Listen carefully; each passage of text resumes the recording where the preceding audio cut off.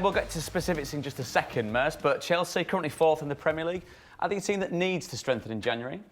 I would have thought so. I'd have thought so. The main priority now is to get in the top 4. I think at the start when Frank first took over, I thought it was a transition year, young players, you know, and it was sort of a free swing. But now they're in the top 4 and they're in a good position.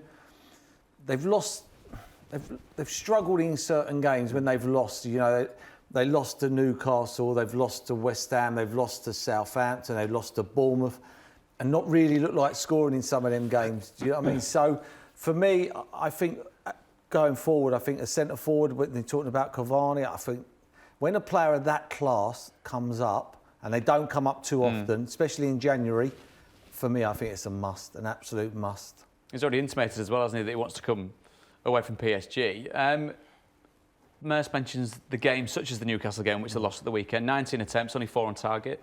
There's a profligate side to the Chelsea team that needs addressing, do you feel, Clinton? Yeah, definitely. I think there's too much pressure on Tammy Abraham to score the goals. You need other people chipping in.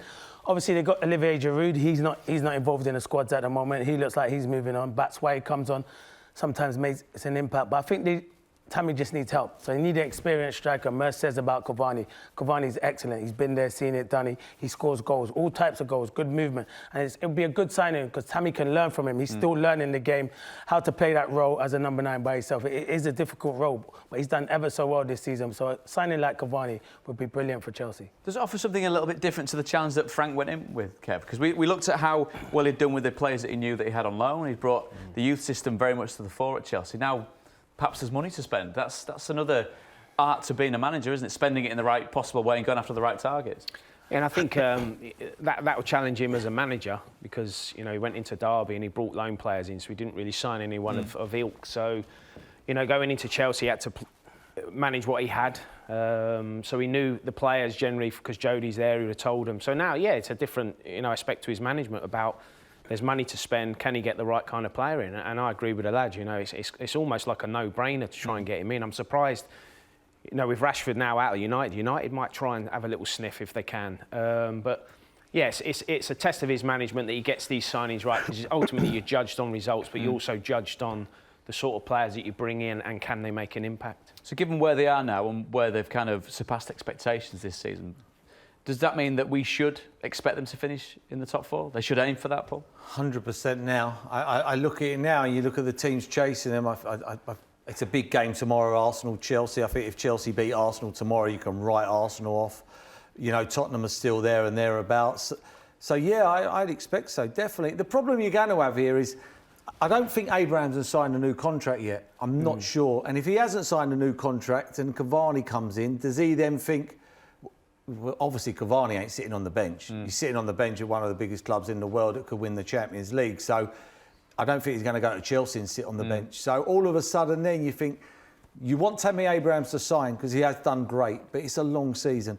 So does Cavani come in, start playing, and Abrahams then thinks, I've gone back to where I was 8-10 months ago, and then all of a sudden he doesn't sign, and then Chelsea lose a very promising centre forward who could probably go on somewhere else. I mean, there's a lot of responsibility, Clinton. You mentioned about Tammy, the goals that he scored for Chelsea and how it's shared out across the side. I mean, it's all well and good if you get several players into double figures, but he's quite clearly been pulling up trees by himself here, so he does need some supplementation. I mean, Olivier Giroud, obviously a man that's not troubled that. Are we surprised at the situation that he's found himself in? Yeah, I'm very surprised, to be fair. Olivier Giroud scores goals, whether he makes an impact on the bench, off the bench, or starts football matches. He does score goals, but obviously Frank is not fancying him, and that's fair enough. Chelsea are still doing well. They're 4th in the league, and I think they can qualify for the Champions League. But other players have to start contributing and getting more goals in there. We look at Pulisic. They spent a lot of money on him. He needs to start coming up with more goals. William as well. These are all wide players. Hudson-Odoi now, he's starting to scoring goals. He's just come back from injury. But yeah, his main aim will be to get a striker.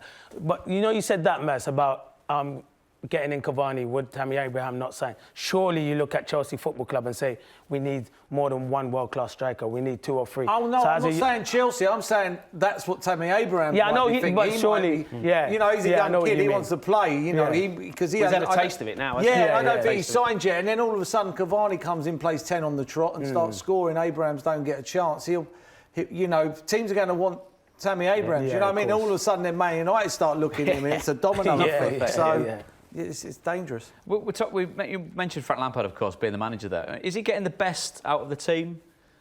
It seems slightly harsh to judge him in that context because obviously the expectations before ball was kicked with regard to the transfer or inability to make transfers. But given where they are, I asked Mercer the same question. But do they now have to think that top 4 is absolutely realistic?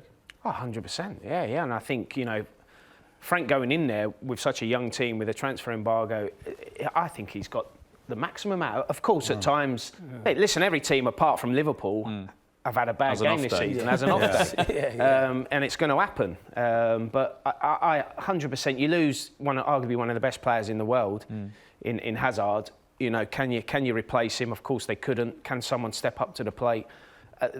I think he's got every inch out of him. I think he's done a fantastic job at Derby to get them to the playoff final, and he's gone into Chelsea. Top 4, I think they'll get in the top 4, and I think if he does that, you've got to give him huge credit for that. I think he was the perfect man for the ban because they had the transfer ban. I think bringing in Jody Morris along beside him was the perfect appointment because Jody knows he's worked in the under-18s, he's worked in the under-23s, he knows about all the youngsters. So you get the feeling that with what came with that was the fact that you felt he was going to get any form of or more patience than perhaps other managers have. I don't think too many other managers wanted the job, if I'm being honest. I think you look at it, they didn't have a great season last year. They just sold their best player by a million miles in Hazard. They couldn't buy anybody.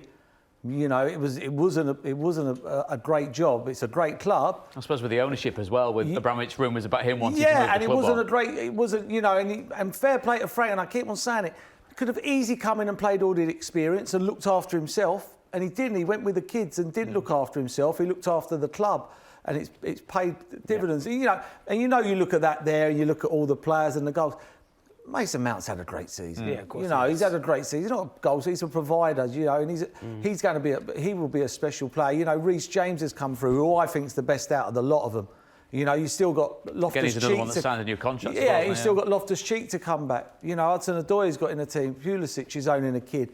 I mean, this is a bright young future, this club. And I think if you can get a Cavani in to teach Abrahams, because he needs to be taught. If I go through the games again, Southampton struggled, Bournemouth struggled, West Ham struggled, Newcastle struggled. All games where bar Southampton had a go. The other ones all sat back 10 behind the ball and Chelsea just haven't been able to break these teams down. You go and have a go against Chelsea, like your Tottenhams and all that. Go to the Tottenham Stadium, and they wipe the floor with Tottenham because Tottenham had a go, and that's where they'll have to learn. And I think Cavani comes in, big, strong, holds the ball up, put the ball in the box, he'll put his head in there. And I just think it's a no-brainer. But I'd start worrying now because, as you said, with Man United, I'd be thinking, wow, I didn't know Cavani was available. Yeah. And I don't think it'd be the only team in Europe.